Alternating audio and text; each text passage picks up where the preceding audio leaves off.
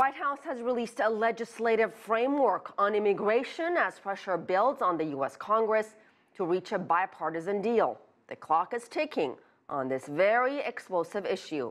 CGTN's Jim Spellman is in the newsroom with details. An explosive issue with no easy solution in sight. The last two administrations tried to pass comprehensive immigration reform but couldn't get a law through Congress. Now President Trump is trying to get a deal. Let's take a look at what the president is proposing. We'll start with the DACA recipients. That stands for Deferred Action for Childhood Arrivals. These are people who were brought to the U.S. illegally as children. Their supporters call them, quote, dreamers. The White House says it is willing to allow 1.8 million so-called dreamers to remain in the U.S. with a pathway to citizenship in 10 to 12 years. The Democrats had been pushing for DACA protections for about 800,000 people. White House officials hope that by giving on this, they can in turn get some of the things on their own wish list. The biggest thing the president wants is a wall along the U.S. border with Mexico. He promised this repeatedly on the campaign trail, and it's popular with his base, but he also promised Mexico would pay for it.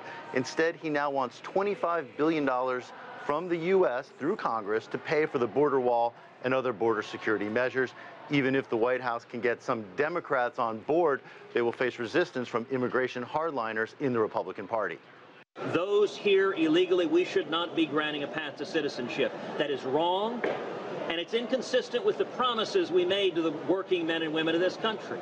The White House plan also calls for limiting immigration for family members of immigrants. The Republicans often call this chain migration. The president also wants to end the diversity visa program in favor of merit-based immigration. And what's been the reaction from the Democrats? So during last week's government shutdown negotiations, there was some indication that Democrats may go along with the DACA for border wall part of the deal, but hardliners on the left are resisting. Where the bad part comes is the idea of a wall, which I thought was a great idea in the 15th century when China built the Great Wall. Not so smart today. And there's strong resistance from the progressive wing of the Democratic Party to cutting back on family migration. So with hardliners in both parties lining up against parts of the White House plan, the president may need to bring together a coalition of moderates in both parties to make this deal work. That won't be easy in hyper-partisan Washington. President Donald Trump doesn't make it any easier for either people on either side to come together either.